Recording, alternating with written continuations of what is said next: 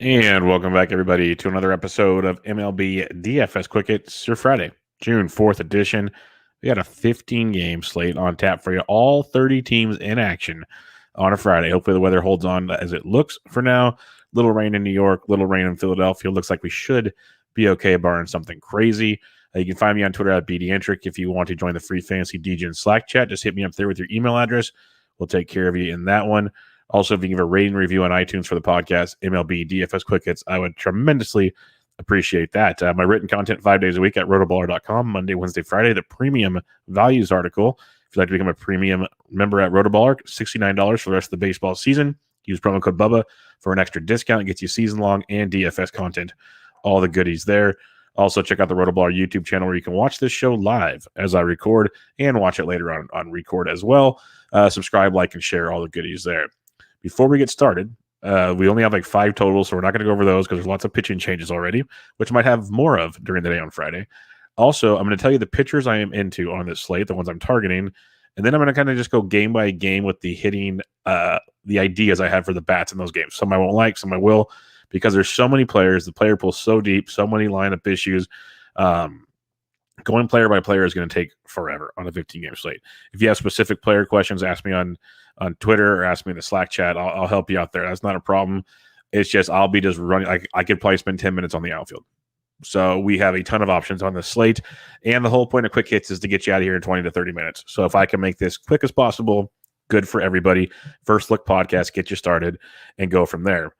So when we're looking at this slate, we got a couple high-priced pitchers, and the top-priced pitcher is Max Scherzer at 11-4 at the Philadelphia Phillies. Great play. If you want to pay up, zero problems paying up for Max Scherzer. He's a 20-plus point guy regularly with 40-plus point upside. The dude he's got 20 or more points in all but 2 starts. He's lights out good. Facing a Phillies team, no Bryce Harper. Over the last few weeks, they're striking out 24% of the time versus right-handed pitching. This is a team that's not clicking on all cylinders. So Scherzer's a really good play. I'm not going to talk you off of Max Scherzer. He's not my top play, though, because I'd rather play Zach Wheeler at 10-7, $700 cheaper than Max Scherzer. Wheeler's coming off of 3 straight 30-plus point performances. He's got 30-plus in 4 of 5. He's got 30-plus in 5 of 7. He's had some downers. It happens with Wheeler, but the strikeouts have been there, 10 or more Ks in 3 straight starts. He's got like basically 6 or more Ks in every start this season. He's been very, very good. Now he goes up against a Washington team. Soto's heating up. That's cool and all. But it's overall a Washington team striking out 22.5% of the time, 237 average, 84 WRC plus versus right-handed pitching. Wheeler at 10-7, to me, comes into this matchup in a similar situation as Max Scherzer. So give me Wheeler at 10-7 if you're choosing to pay up. I like him quite a bit. And equally, if not slightly better, like he's like the 1A to Scherzer's 1B if paying up on this slate. Now, if you want to pay up pivot off of these two in potentially a better matchup, you got Freddie Peralta at 10-4 against the Arizona Diamondbacks, coming off a nice 30-point performance at Washington, those Nationals we just talked about. And he's got 30 or more points in 3 of his last 4 starts. He's been electric. He has 7 or more Ks in 4 straight starts, 1 earned run or less in 3 of 4, 2 earned runs less in all 4. So he's been outstanding. An Arizona team who put up 4 runs on Thursday, looked okay, but still striking out 25% of the time versus right-handed pitching with a 231 average, 119 ISO, and 79 WRC plus over the last couple of weeks versus right-handed pitching. So I think Freddie Peralta, very, very good play tonight. Very nice pivot off of Wheeler and Scherzer. If you're paying up at the position, that's where I'd be looking with Peralta and company. Now, some mid-range options for you. You got Spencer Turnbull at 83, going up against the White Sox. Most people don't want to target the White Sox. What did we talk about in yesterday's show, people? Casey Mize. Well, he put you up close to 20 points, if not more. He might have got over 20 towards the end, but if not, pretty darn close to 20 points at a bargain basement price. Now you got Turnbull at $8,300. 3 of his last 4 starts have been outstanding. One of those being that no-no against Seattle. But he went into New York and absolutely dealt 5 2/3, 3 hits, 106 Ks. The strikeouts have been there of late for Mize. Now it's a White Sox team. They can get the job done from time to time, but they also are scuffling a bit, striking out 23.5% of the time versus right-handed pitching. So I think it's a very nice contrarian play with Turnbull. Not a cash game play, but Turnbull at 83, big fan of as a nice GPP mid-priced play on this slate. Kyle Gibson appears to be coming off the IL to make the start for the Texas Rangers. $7,600 was absolutely dealing before he got put on the IL. He's facing a Tampa Bay team striking out 25.4% of the time versus right-handed pitching, but they're hitting the ball very, very well. Ask Garrett Cole about that. They have Austin Meadows, who's crushing everything. So I think Kyle Gibson's a good value, good tournament value. I also don't disagree with maybe going with some Yankees or at least an Austin Meadows one-off. I think cheap pitching-wise, there's a lot of like okay plays. Kyle Gibson's like the slightly better than okay play. So I think he fits the mold. The one we love, if you're a regular listener to the show, and we use him time and time again because DK, like FanDuel has him priced at $9,500, respectable. But Shohei Ohtani is only $7,600 against the Seattle Mariners. Now, it's always risky with Shohei, no doubt about that. 6 innings, 3 earned, 4 walks, 5 Ks his last time out. You just never know what he's going to do, but he's got this ceiling. He's got SP1 ceiling. He's got 25 to 30 plus point upside ceiling at $7,600. You don't get that from a lot of $7,600 guys. A lot of it's the walks with him. He's been having massive, massive walk issues. But you get the Seattle Mariners team striking out 26.5% of the time versus right-handed pitching, hitting 194 with a 135 ISO and a 76 WRC plus. Jake Fraley hit a 3-run home run for Griffin Canyon on Thursday night. That's what broke the camel's back. If that ball stays in the yard, whole nother ball game. So Shohei Ohtani at 76, absolutely loved him. I like the idea of pairing Shohei with Peralta or Wheeler or Scherzer. I think there's a lot to like there. I'm not 100% sure I want Shohei in cash just for the volatility that comes with Shohei Ohtani, but I think he's a very, very good play and 100% an SP2 in tournaments. Love the SP2 play in tournaments. Now, when you're going cheaper here, we got a handful of sub 7K options that you need to check lineups and keep an eye on things, but like Cody Poteet coming back to join the Marlins against the Pittsburgh Pirates. Poteet struggled a bit against Boston, but then against the Mets and Philadelphia and Arizona, put up 3 absolute gems, 26, 14-3, and 20.6. Now you get a Pittsburgh Pirates team that you can pick on, striking out 23% of the time versus right-handed pitching. So Poteet's interesting at his price point. You have Josh Fleming, who I'll probably pass on because he has to be super efficient, but if the right Texas lineup comes out, I can see the upside there. Then you have Mitch Keller at $5,600. He is literally a coin toss. It's all or nothing with Mitch Keller, but it's against the Miami offense that you can pick on. That doesn't scare you a ton. It wouldn't shock me if they put up some runs, but they're striking out 27% of the time versus right-handed pitching with an 82 WRC plus over the last few weeks. So Mitch Keller, he's either going to get you an absolute gem, which he did his last time out, 5 innings, 2 hits, no runs, 6 Ks for 24.9. Then it's 7.3. Then it's 17.9. Then it's minus 7.9. Then it's 24.4. Then it's minus 3.6. 14-3, minus 11, 23.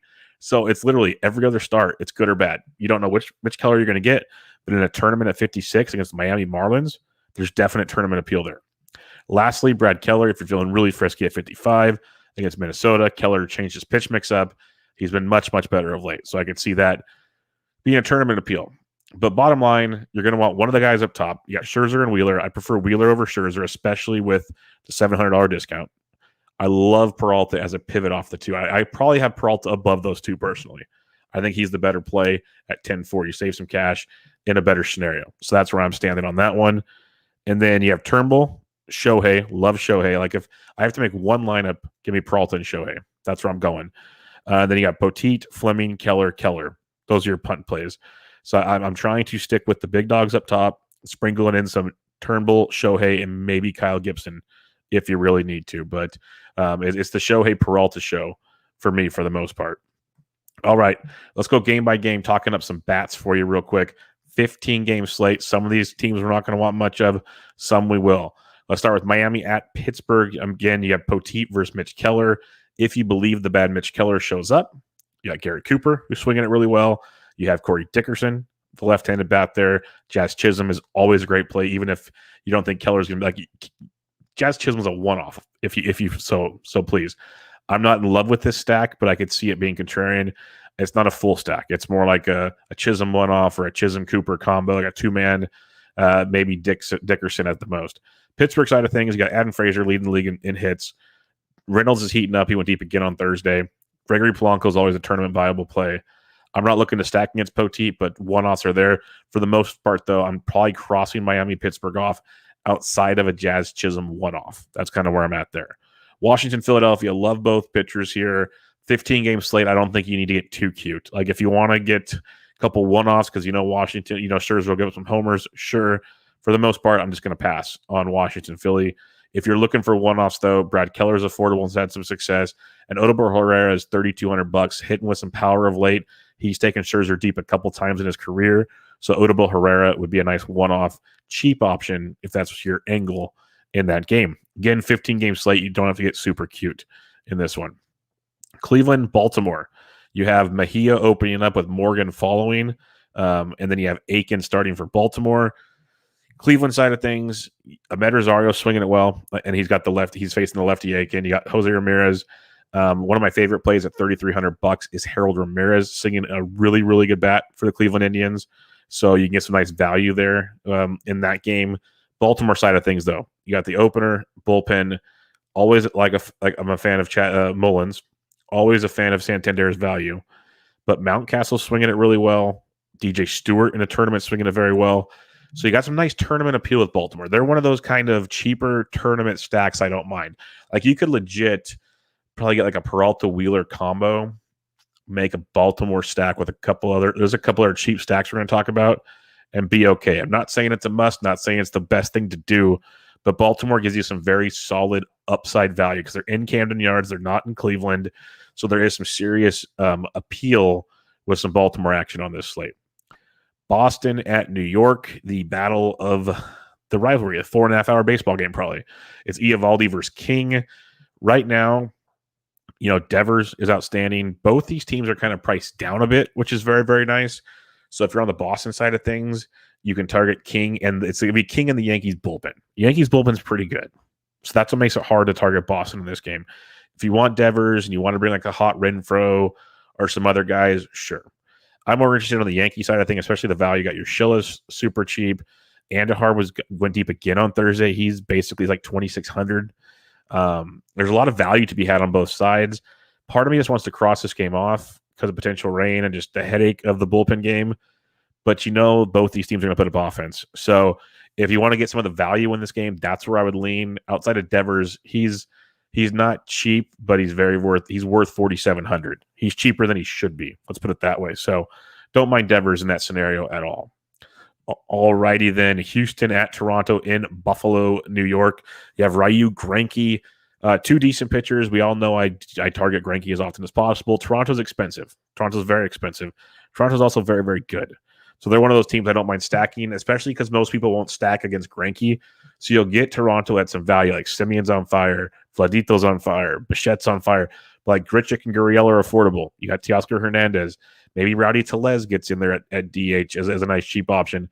There's ways to build Toronto. It's one of the few, I'd say, expensive stacks I like on this slate, more so because I like fading Greinke, and I like the fact that people like Greinke, so you get a very, very powerful baseball team, low-owned, like super low-owned on a 15-game slate.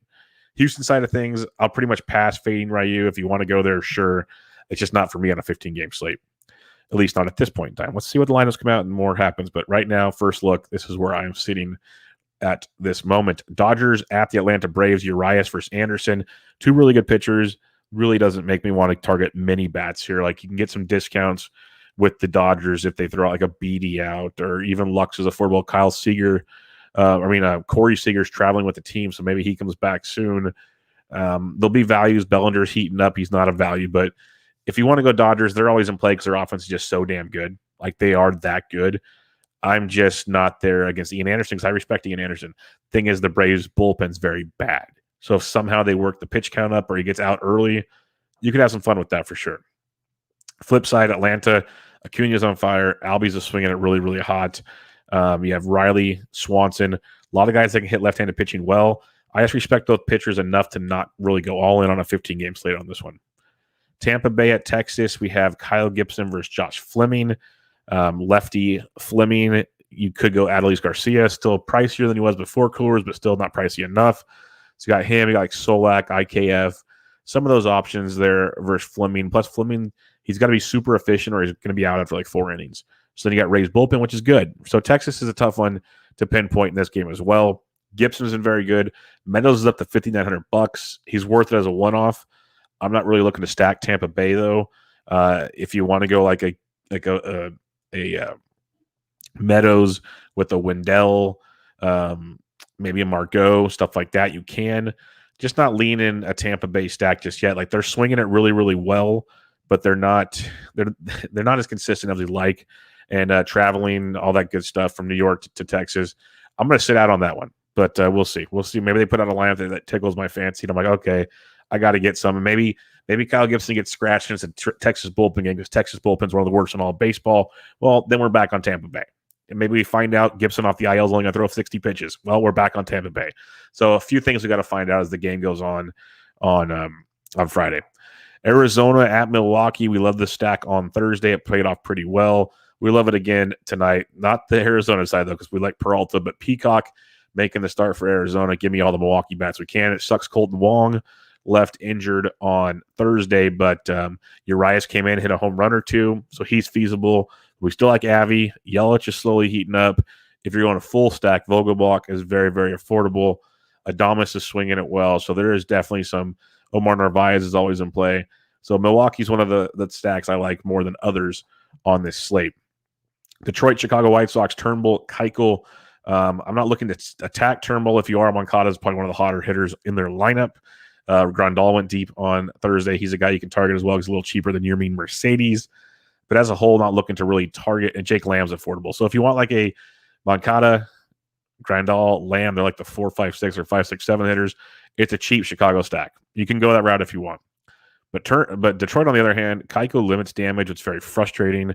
So I'm probably not going to have a lot of Detroit action either. It's just one of those games I'm just going to kind of cross off unless you're using Turnbull. Minnesota, Kansas City, though, you got Keller versus Shoemaker. If you want to target Keller with Minnesota, Larnach, super cheap. Kirilloff's very affordable. And then you still got the usual suspects. And, Donaldson hit 2 homers on Thursday. You've got the very cheap catchers in either Rortfurt or Jeffers. Jeffers has got 2 straight games. So I wouldn't be shocked if it's Rortfurt. You're going to get some nice value there with Minnesota, especially that Larnach Kirilloff stuff. It's very, very affordable.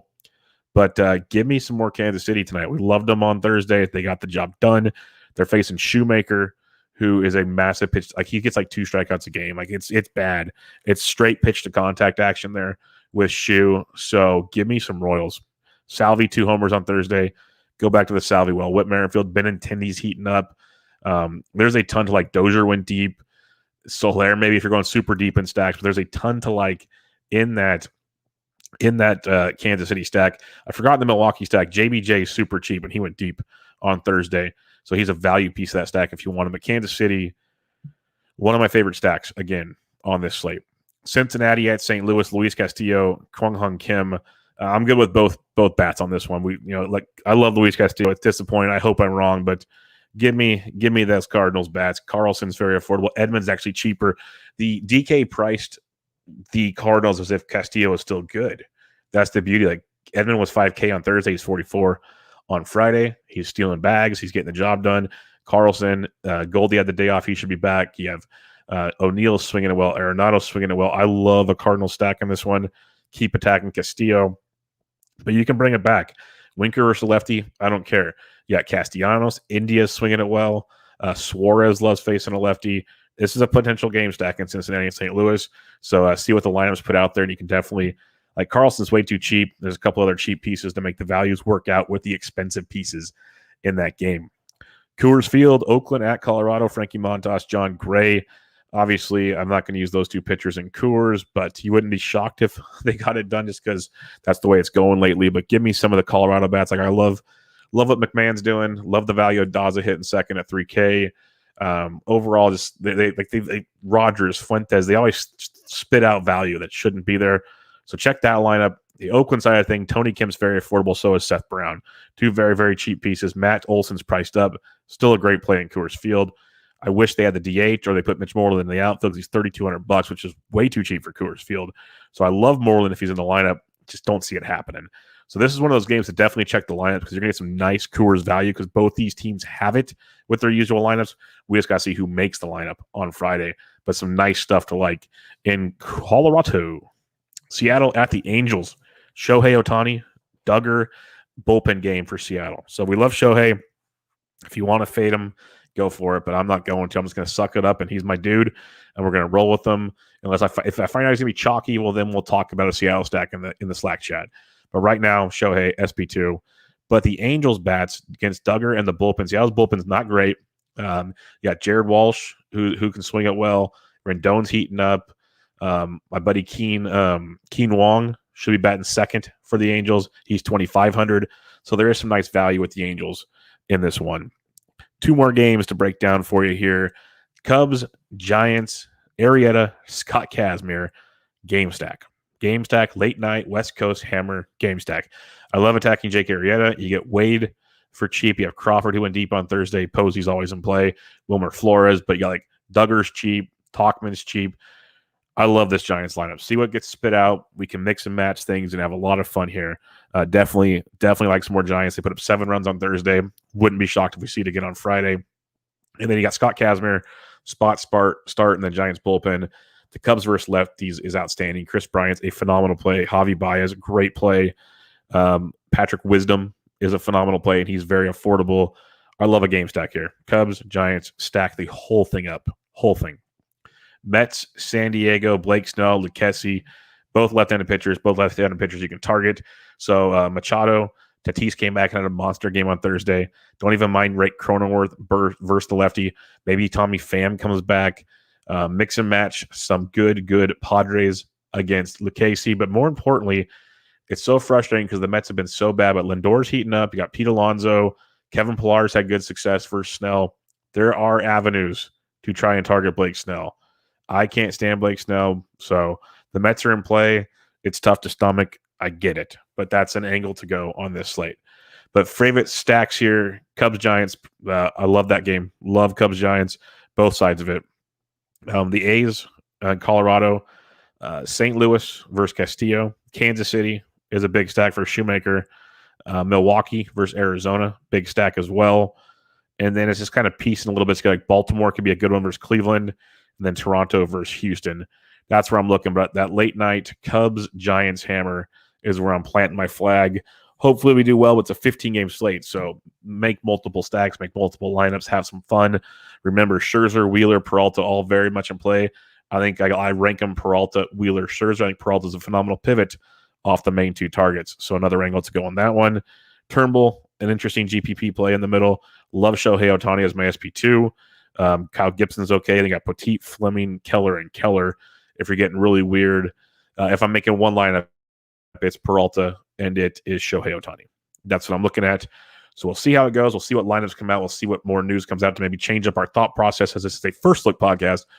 A lot of news comes out in the next 14, 16 hours or so. But check me out on Twitter at BDentric. If you want to get in the free fantasy DJ and Slack chat, just hit me up. We'll take care of you there. Also, check out my written content at RotoBaller.com. Join RotoBaller.com premium package for $69 for the rest of the year. It's season-long MLB and DFS MLB. Use promo code Bubba for a discount there. Give MLB DFS Quick Hits a rating and review on iTunes. I would really appreciate it. But for now, good luck tonight. Enjoy your weekend. Have a safe and happy weekend. I'll be back with you on Monday, as this was MLB DFS Quick Hits, your Friday, June 4th edition. I'm out.